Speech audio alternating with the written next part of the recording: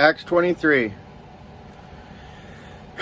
Then Paul, looking earnestly at the council, said, Men and brethren, I have lived in all good conscience before God until this day. And the high priest Ananias commanded those who stood by him to strike him on the mouth.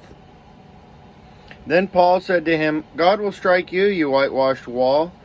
For you sit to judge me according to the law, and do you command me to be struck contrary to the law?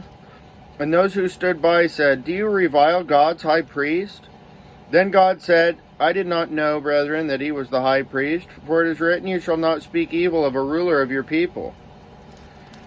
But when Paul perceived that one part were Sadducees and the other Pharisees, he cried out in the council, Men and brethren, I am a Pharisee, the son of a Pharisee. Concerning the hope and resurrection of the dead, I am being judged.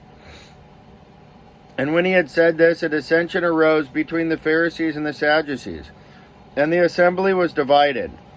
For Sadducees say that there is no resurrection, and no angel or spirit, but the Pharisees confess both. Then there arose a loud outcry, and the scribes of the Pharisees' party arose and protested, saying, We find no evil in this man.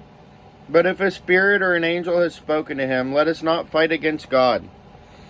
Now when there arose a great dissension, the commander, fearing lest Paul might be pulled to pieces by them, commanded the soldiers to go down and take him by force from among them, and bring him into the barracks.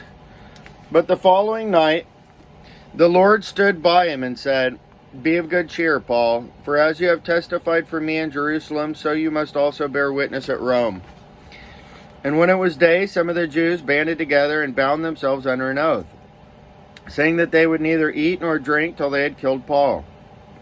Now there were more than 40 who had formed this conspiracy. They came to the chief priests and elders and said, We have bound ourselves under a great oath that we will eat nothing until we have killed Paul. Now you, therefore, together with the council, suggest to the commander that he be brought down to you tomorrow, as though you were going to make further inquiries concerning him. But we are ready to kill him before he comes near. So when Paul's sister's son heard of their ambush, he went and entered the barracks and told Paul. Then Paul called one of the centurions to him, Take this young man to the commander, for he has something to tell him. So he took him and brought him to the commander and said, Paul, the prisoner, called me to him and asked me to bring this young man to you. He has something to say to you. Then the commander took him by the hand, went aside, and asked privately, What is it that you have to tell me? And he said, The Jews have agreed to ask that you bring Paul down to the council tomorrow, as though they were going to inquire more fully about him. But do not yield to them, for more than 40 of them lie in wait for him, men who have bound themselves by an oath that they will neither eat nor drink till they have killed him. And now they are ready, waiting for the promise from you. So the commander let the young man depart, and commanded him, Tell no one that you have revealed these things to me.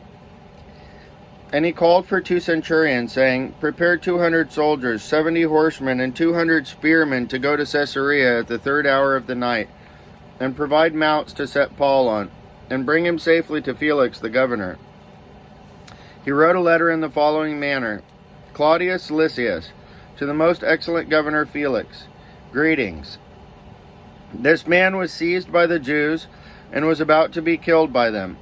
Coming with the troops, I rescued him, having learned that he was a Roman. And when I wanted to know the reason they accused him, I brought him before their council. I found out that he was accused concerning questions of their law, but had nothing charged against him deserving of death or chains. And when it was told me that the Jews lay in wait for the man, I sent him immediately to you, and also commanded his accusers to state before you the charges against him. Farewell. Then the soldiers, as they were commanded, took Paul and brought him by night to Antipatris. The next day they left the horsemen to go on with him, and returned to the barracks. When they came to Caesarea, and had delivered the letter to the governor, they also presented Paul to him. And when the governor had read it, he asked what province he was from. And when he understood that he was from Cilicia, he said, I will hear you when your accusers have also come. when your accusers also have come." And he commanded him to be kept in Herod's praetorium.